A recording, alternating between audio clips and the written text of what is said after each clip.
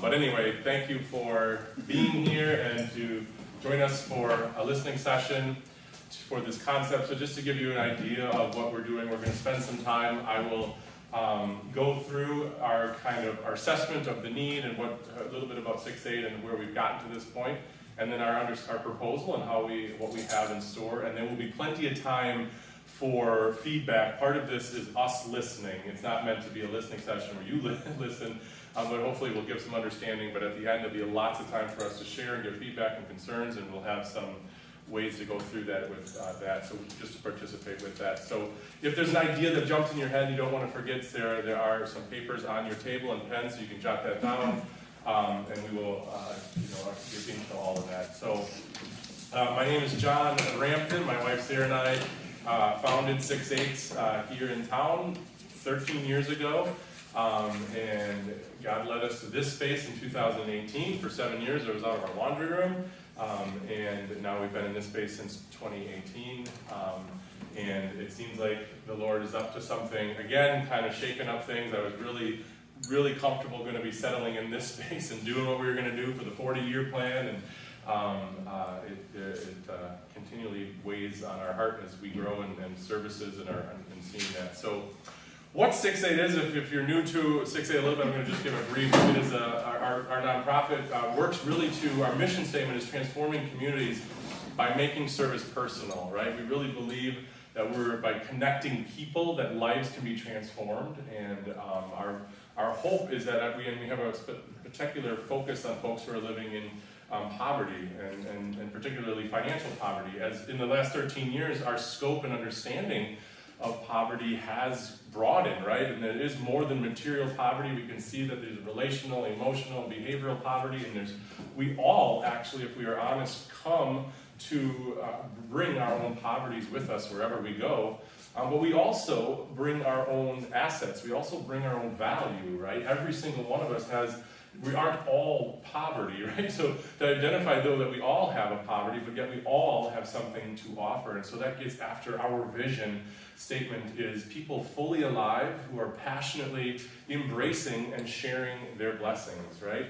And so really, what would it look like as a community if we all understood that all of us aren't locked into poverty, but we all have a blessing. And I love some of that key words in there, right? Like we embrace our blessing. We don't embrace somebody else's blessing. We go, oh, I really like that one. That's the one I want, And then we focus on something you don't have, right? But to identify that what you have something to offer. So when we do our work here at 6-8, part of our process is not so much what we do, but it's how we do it. The charity that we do, the things that we offer, is to help the person who comes in poverty, or realizing that they're coming out of poverty and they're asking for help, to help them realize that poverty isn't their only identity, right? That we shouldn't identify, but what do you have that's going to be a part of that solution, and we try to involve the person in that solution, right? And when we have people that are coming, that are serving, and lives are transformed when we have a diversity of people there. So that's kind of how we do it, right? And so one of the things that we have brought onto our program is the Circles program, and this idea is for folks who are living in financial instability can apply to the program, and they make a long-term commitment. They apply, they interview, and they get accepted. They go through a 14-week training, and then after that 14 weeks, they make a 2-year commitment with us, right? And so we come here weekly, we have a meal, and they have goals, and that what would it take for them to reach financial stability. In addition, there's allies, volunteers, that come in. They go through a training and they make a 2-year commitment, and 2 allies partner up with 1 circle leader, and they journey together, bringing that friendship, that connection and relationship, accountability and support, while the circle leader is in the center deciding what is their game plan, what are their goals, what do they need for their family to reach stability, and the allies are there to support and hold them accountable. Well, that's a circles, and it helps people the goal is to reduce poverty by people getting out of poverty, right? It's not managing them and hoping that they feel better while they're in poverty, but how do we say, hey, what's your exit plan? Are you motivated to move out, and what is the solution, and you're going to be involved in it? So there's that micro approach to Circles, but Circles also identifies why don't we keep continually putting these folks who are experts in poverty, people who live in poverty are truly the experts, and we see that people are journeying themselves and are trying to reach financial stability. They want to leave poverty behind, and we start noticing that you start running up against certain barriers and walls, right? And we start noticing that some of these barriers and walls are actually similar to, in a lot of cases, and we call those systemic barriers, right? It's the same barrier, the same hurdle that we keep running up against for folks who are trying to get out of poverty, just as difficult because we keep hitting this wall, right? So over the last couple of years, we've identified and noticed transportation, for example, also benefits that businesses offer that sometimes they don't correlate or they aren't beneficial for folks who are experiencing poverty. So we're working with the Chamber and Business Development on how we can get in front of businesses to educate and train HR directors and business owners to make better benefits that make sense. And another one that we just continually hit up against is housing. And so we kept seeing that, for example, within our Circles program, we got to see hands-on, front row approach. We have people in our program who are living in poverty, financial instability, and they're working the system, they're earning their income, they're paying down debt, they're changing their goals and their career pathing, and wherever their goal, their setting is, and then they reach a point and they no longer qualify for the housing that they're in, the subsidized housing, and they get kicked out, and in three situations, they couldn't find a place to live here in Sauk.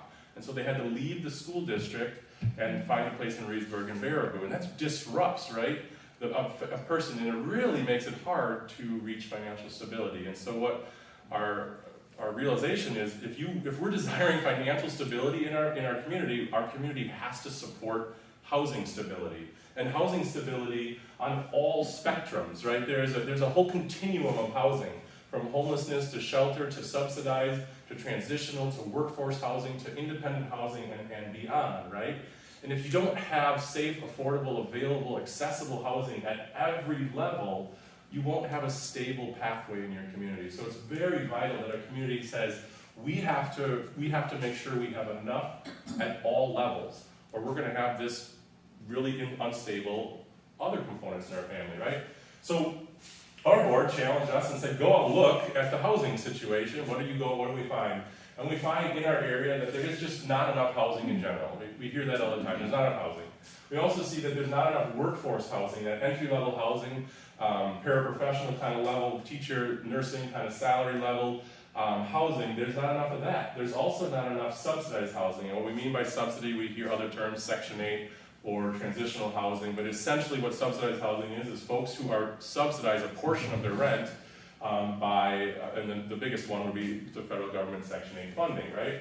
And in our community, we have two versions of that. We have Sauk City Housing Authority and we have Sauk County Housing. Both of them function off of HUD dollars or federal dollars to make that possible. And how it works is you go and you qualify. If you qualify based on income, you would, there's a waiting list, but you would get into the program, and then you would pay a portion of your income, and it slides up and down.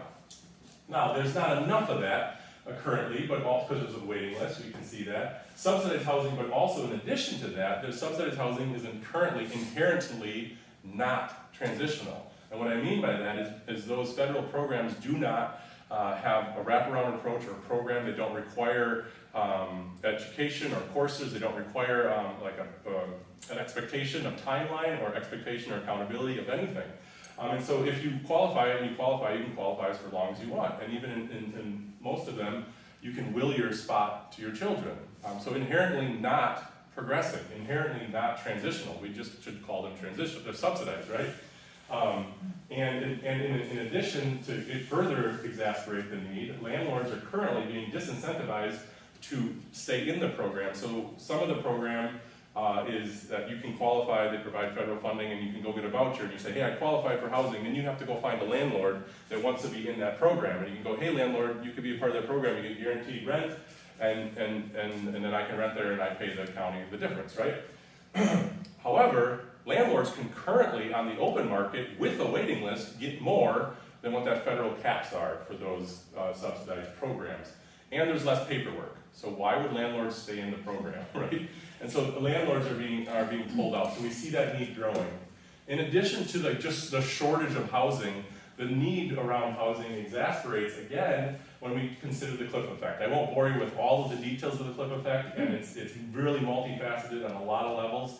And it's in general with our welfare system, there are benefits that people receive, and they often are on a sliding scale, or they change based on income.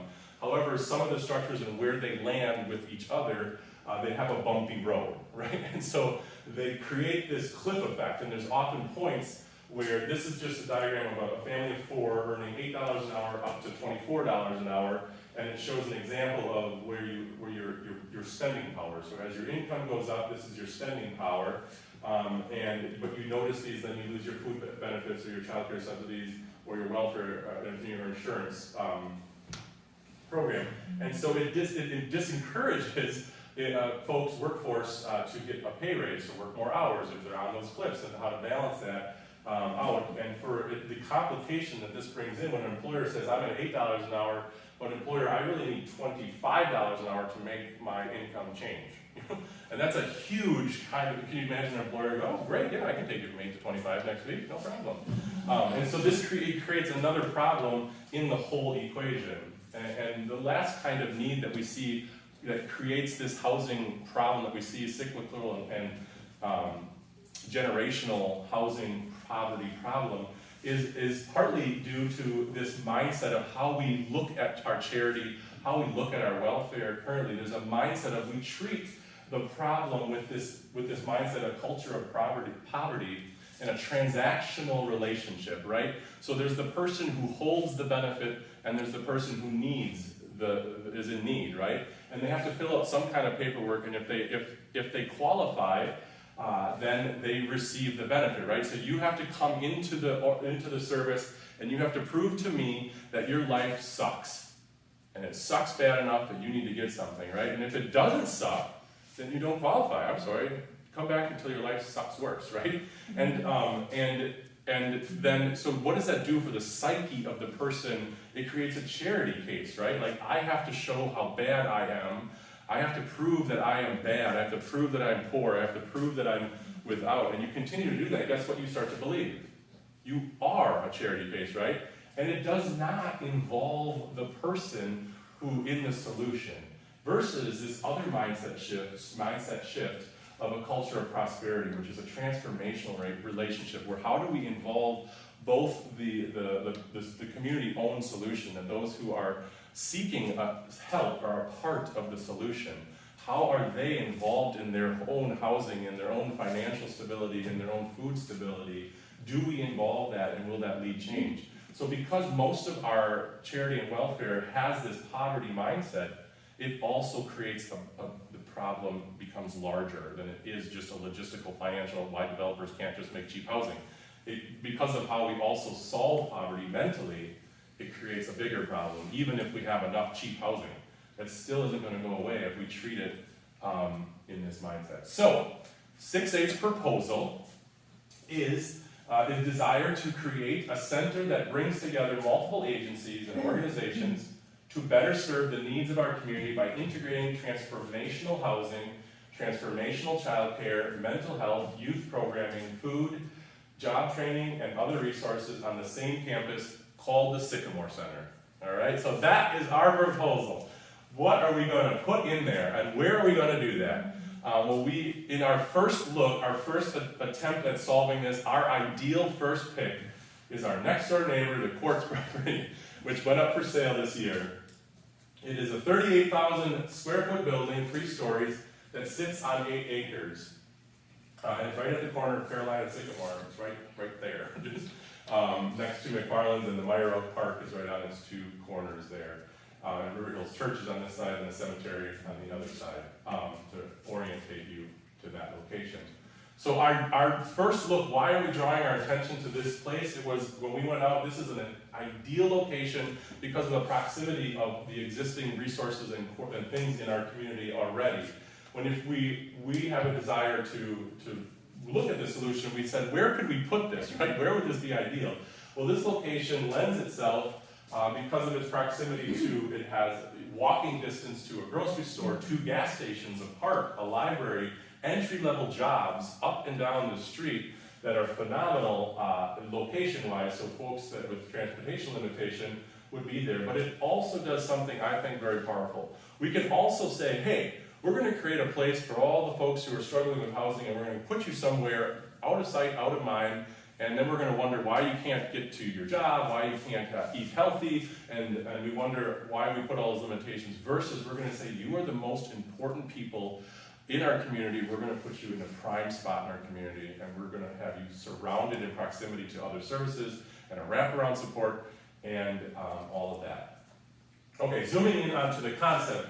The dream is to buy the property and then build in the grassy area to the south of that to develop apartment buildings that would include a diversity of age, income, and ability all living together. So we would have this is not just a place for people who are subsidized. The goal is to have 50% of the units to be in our subsidy program and 50% to be market rate, people paying full rate for that facility. In addition to working with the Pathway Home Homeless Shelter out of Baraboo, they would like to add a second location and have a family shelter in this area, and they would keep and have a men's and women's shelter, adult men's and women's shelter in Baraboo. And so that would allow for us to have on the same campus a shelter, and 8's would then manage and work with the subsidized and the housing program over here.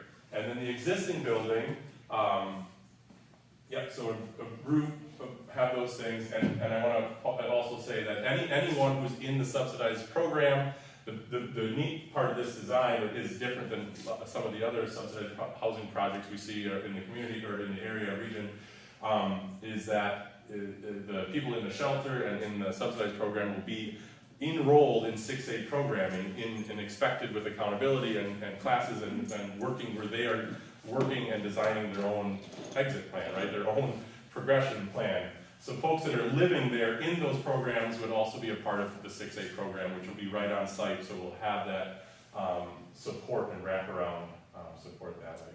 And do you want to talk about how they don't have to move? Yeah, that's a good concept too. So just to also develop the concept of that, the buildings, these buildings, the units won't be like, okay, this unit is the poor unit, that's the rich unit, that's the poor unit, that's the rich person unit. So they all will be developed the same, and we will just keep, as the vacancies happen and new entries come in, we will manage that based on what the percentage is, trying to keep around that 50% subsidized and 50% not. So if you're living there and you've joined our program in the subsidy program and your income keeps growing and you keep growing until you reach that point where wherever you reach the full market rate of that unit, you would just start paying the full market rate of that unit. And if you want to continue to live in our community, you can continue to live here. We're not kicking you out anywhere. But if you say, this is cool, I'm going to go buy my first home, great. And so whenever a new unit becomes available, we will look at the equation and go, okay, we're going to be accepting applications for a subsidy tenant, or we will be looking for a market rate tenant, so we can balance that 50%. But it also gets after that. It isn't a transitional house where it's like you're in and you're out, get out of here. We want to build community and rethink how we live together in our community, reimagine how we develop our housing and stuff. So that's a good point. That'll be part of the model structure. Okay, in the existing building, we have hopes and dreams to include many different things. These are going to present a few of the things, a bunch of the things that we've already heard and already thought of, but this is not an exhaustive list, and this is not, and everything that's on this list may not happen. This is just a possibility world. We're living in the dream world right now. So the campus may include 8's services and offices. We would bring what we have going on here over there and expand in a larger way. So that would be our classrooms, our finance, cooking, and other classes would come on over, our meeting rooms and multi-purpose space that other community members and churches and businesses use. We'd be able to do that in a bigger scale over there. And then the poverty reduction programs and circles would come with us. Also, we're engaging with for-profit and nonprofit and county level human service agencies that would be able to have shared space and satellite sites and things like that to be able to have on campus and what that might look like, and mental health support in that as well. Our teaching kitchen would be over there. Our dining room and community meals program would come.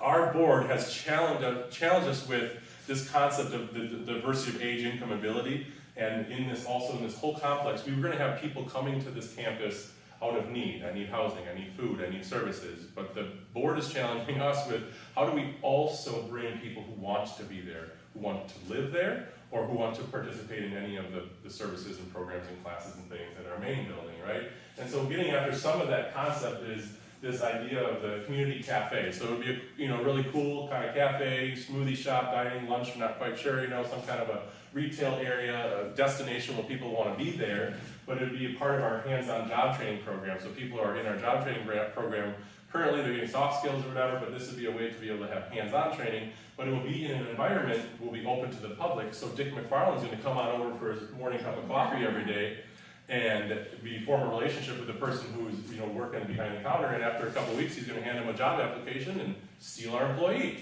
and everyone wins, right? And so that's the goal of how do we incorporate that people are bumping into each other, both in need and out of want, coming to this campus. Another ideas and thoughts for the space is co-office spaces. We're seeing this whole work from home movement. We're starting to hear people saying, you know what, I really kind of miss that bumping into each other at the water cooler situation. And so having the spaces that people can have membership into that space, and they would be able to come and work, and they might have access to the internet or the printer or some office space, and you would use the, and they could, a conference room or things like that, and a shared office space. What might that look like, and who would that draw into the space as well? Other things we've heard is a public laundromat, interactive youth teen rooms, and so like a youth center, teen center type situation. Really, we've also heard of just a good need, but we're seeing in our own work, there's a growing and burden on my heart just for young people who are, they're becoming more and more socially isolated, and it's weighing on their mental health and weighing on their ability to communicate and to live in a society. And so wanting to, how could this space, what would it do to draw young people out and bump into each other? My kind of platform story, it's like my parents had the sock hop, I had the roller rink, and kids have cell phones, right? And that's not going in a good direction, right? And my prayer is that like the kids of these days, when they become parents, their children will be like, ew, my parents have cell phones, like where's the sock hop, right? Like, I'm going out. That's my prayer. I don't know if it's going to happen that way, but I'm really hoping that we can try to find ways to bring young people out into an interactive. Childcare is a huge issue, and we want to create this way of childcare, transformational childcare.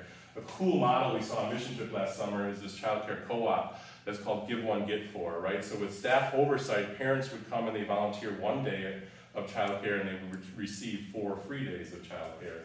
And so it involves the parent in their own childcare raising, but also bumps them into other parents and other parents' children while they're doing it. And it helps to train parents on how to be parents rather than just outsourcing childcare and receiving a subsidy in order to make it affordable.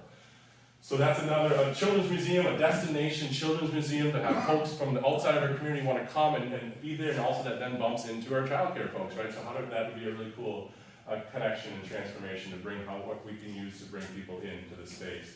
In addition, outdoor gardens and play and learning spaces to be able to connect young and old to nature, and how can we, I think a really good day is if you come home and your fingernails are just dirty, right? And we're missing that. So I want to also include within that green space places of play and learning outside as well. So that is the good concept.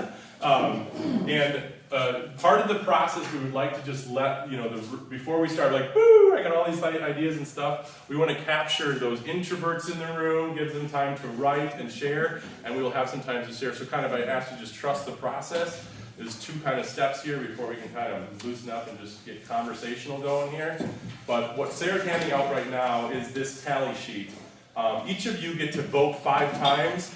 And you can't vote for the same thing 5 times. That's called stuffing the ballot, right? So you get these are a list of some of the services and areas that I described, and we just want to get a glimpse of what are people most passionate about. So if you want to just take 5 seconds, and you get 5 lines tallies. Don't rank them 1 through 5. They all are equal value, 1, 1, 1, 1, 1. And then pass it to your neighbor. So you each get to vote, and you don't have to vote the same, and you can just do yours, and then your neighbor can do it. So do it and hand it around the table quickly.